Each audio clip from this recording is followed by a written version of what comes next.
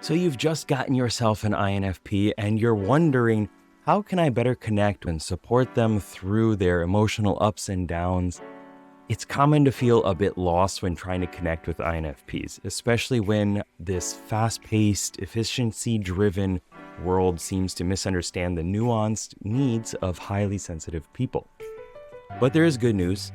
Navigating the emotional landscape of an INFP isn't really that difficult from a meta perspective anyway.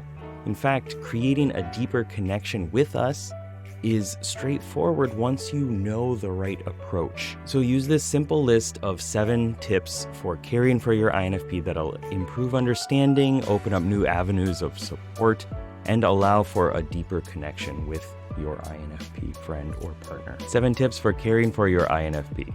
1. Listen to us patiently. INFPs have to feel through our words to see if it really resonates with us or not. If you don't understand that, then I'm sorry, but that is what is going on through us.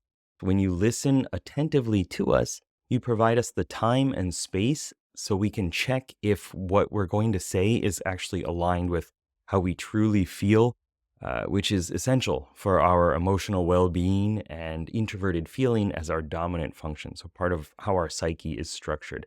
It's necessary that we do this.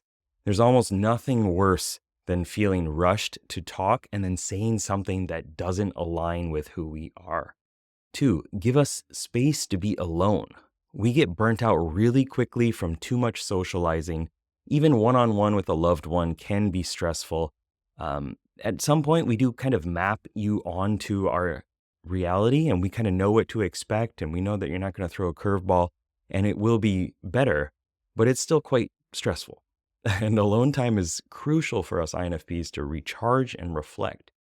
So respecting our need for solitude really shows us understanding and support for our introverted nature and our specific version of introverting, which helps us maintain balance and rejuvenation and show up in a way that is more resourceful and caring and utilizing our strengths. 3, support our creative projects.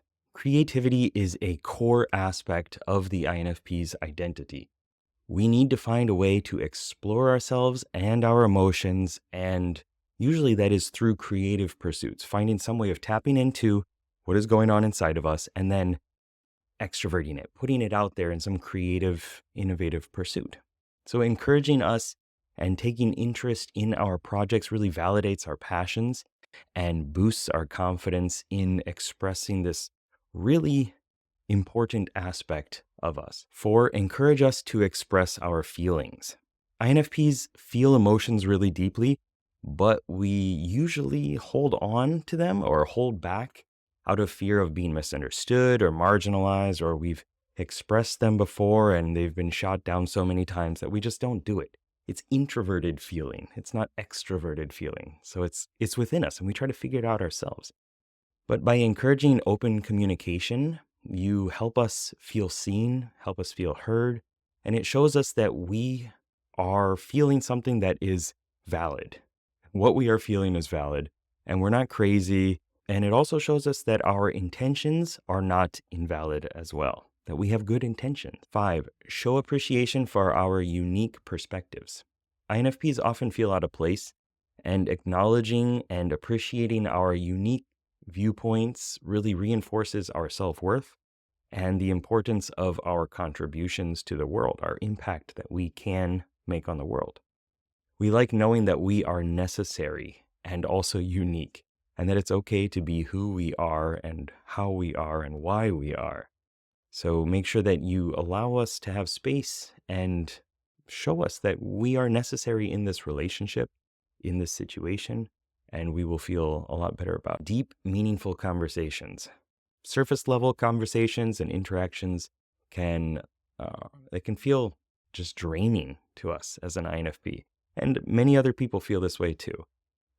Deep discussions, though, are core to the INFP's drive for understanding people, for understanding life and dreams and philosophies.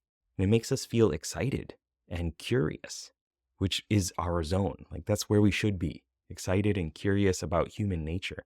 Most of the time, talking about day-to-day activities like who did what or who said what is really boring, and we'd rather talk about ideas, where things are going, how things could be. Number 7, don't expect overly emotive expressions. INFPs value sincerity over spectacle.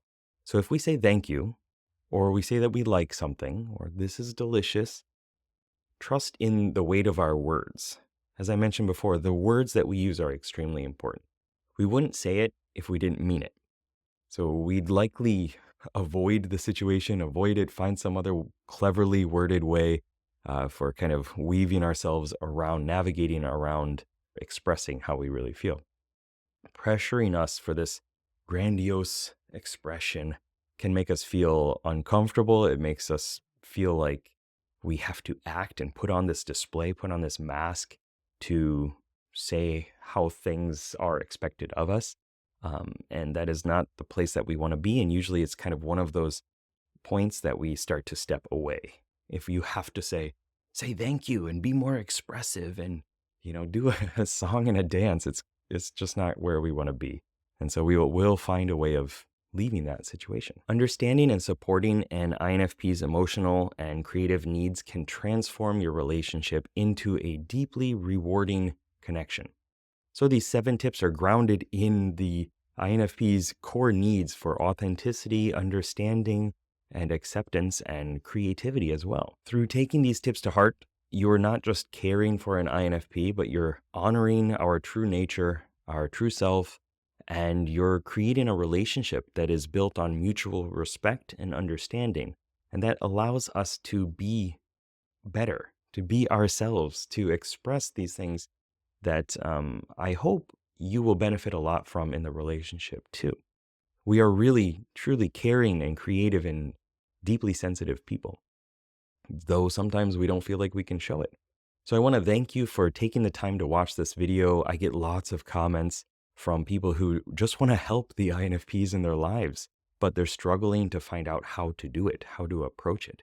So by listening, by giving space, supporting creativity, encouraging expression, showing appreciation, engaging deeply, and valuing sincerity, you create this nurturing environment that INFPs can thrive in. And we probably have never had an environment where that was possible. So I thank you for attempting it. And I hope that the INFP in your life appreciates it as well. Thanks a lot. Bye. What is this? Good luck. Have fun. Peace.